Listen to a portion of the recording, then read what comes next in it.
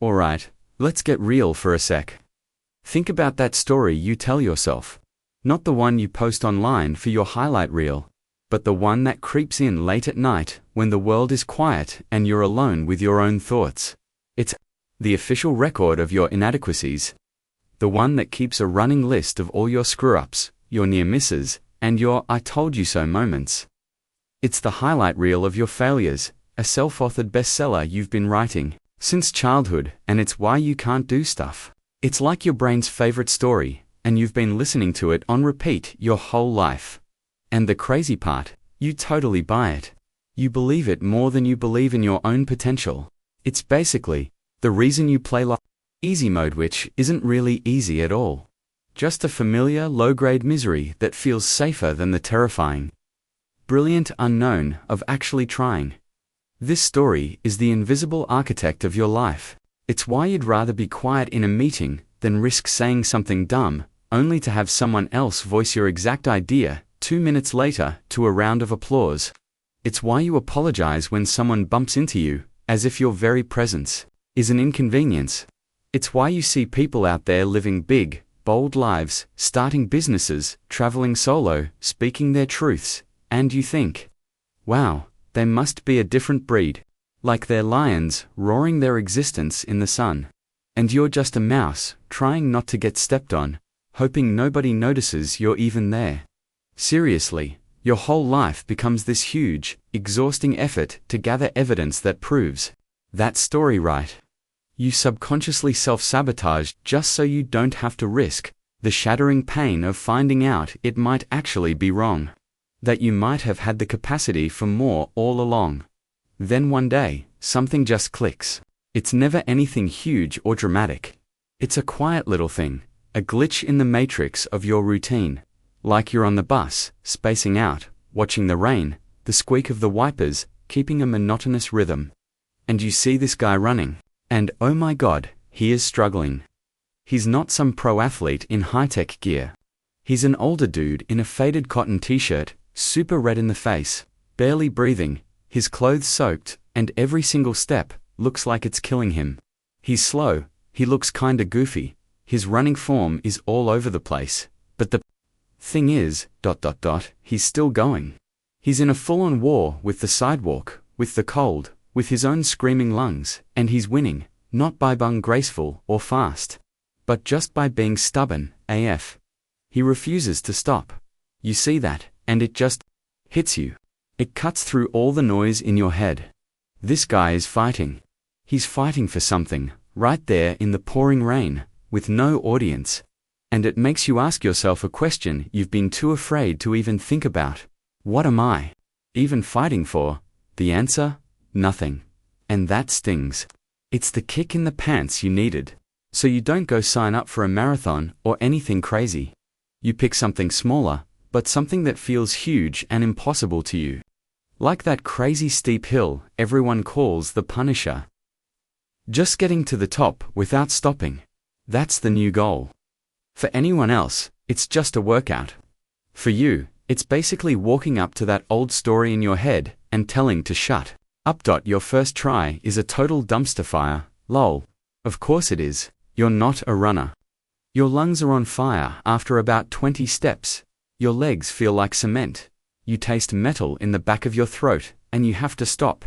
You're bent over, hands on your knees, trying not to die, while some super fit person jogs past giving you that quick, pitying smile that feels worse than an insult. And that little voice in your head, your old story, is having a party. See, told ya, it sneers. This is you. Leave the hero stuff to the heroes. You just walk home feeling like a complete loser. The shame heavier than any weight, avoiding eye contact with everyone you pass. But you can't shake the image of that guy running in the rain. He was in pain, just like you, but he didn't quit. His struggle gave you permission to have your own. Permission to be clumsy, to look stupid, to fail in the pursuit of something more, so you go back. And again the next day. This hill becomes your secret thing. You don't tell a soul. This battle is too personal. The real fight isn't even the hill, it's those first 30 seconds every time. When your body is screaming and your brain is whispering all that you can't do this, it's stupid. Just go home nonsense. You just have to decide which one you're going to listen to. You start to learn the difference between the pain of quitting, that dull, hollow ache of self-betrayal, and the pain of progress. The pain is real. Your muscles ache in ways you never knew possible. You're out of breath all the time. It sucks. But then you start to realize there's a difference between, I'm gonna get hurt pain, and I'm actually getting stronger pain. That moment where your brain is screaming stop. You learn that's not the finish line. That's the starting line. Every step you take after that point is you, literally, becoming someone new. You're walking into the fire and realizing you won't turn to ash. You start welcoming the deep, satisfying ache in your legs the next morning. Because it's tangible proof you fought the battle yesterday.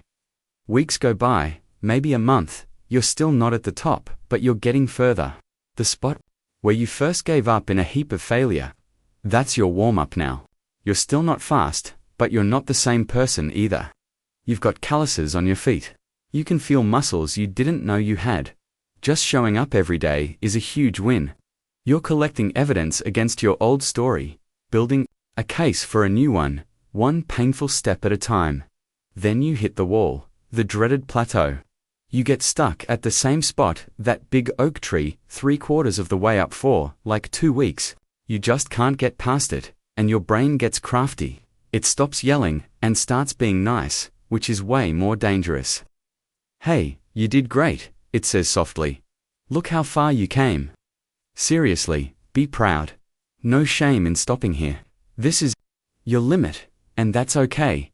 You've already proven so much. This is the real test. It's so tempting to just agree. It's a comfortable compromise. But one night, you're standing there, at your sticking point, hands on your hips, gasping for air. And instead of looking up at the summit, you look down. You see the whole city, all the lights twinkling below, and you realize how far you've climbed. You can see the roof of your office building from here. You're already above it all. And the thought of going back down, back into that life of playing small, that feels way worse than the pain of going up, so you stop thinking, you just focus on one more step, just one, and another. Your body is yelling, your brain has given up, but something else kicks in. Your will, that stubborn primal part of you that the man in the rain had. You disconnect from the pain. You feel your legs moving, but it's like you're just a passenger. You're not even running anymore. You're just a machine of pure forward motion. And then, you're there. You're at the top. No fireworks, no trophy. Just you, breathing hard, leaning against a railing. The wind cool on your sweaty face, watching the sunset bleed across the sky. And in that quiet, windswept moment, you can feel it. That old, tired story about who you are. The one you've carried your whole life. It just disappears. Gone. It has no power up here. You let it go, because you finally have a better story to tell. The happy ending isn't that you're suddenly a pro runner. The happy ending is what happens on Monday morning. You walk into work, and you take the stairs, feeling the power in your legs. You're in a meeting, and that idea you have, you say it out loud, your voice doesn't shake. You look people in the eye when you talk to them. Your shoulders are back. You're not asking for permission to be there anymore. You're just ... there. You own the space you're in. The whole game has changed. It's not about what you can't do anymore. It's about figuring out what you're going to conquer next. That mountain was never a real hill. It was all in your head. And now, you're the one telling the story.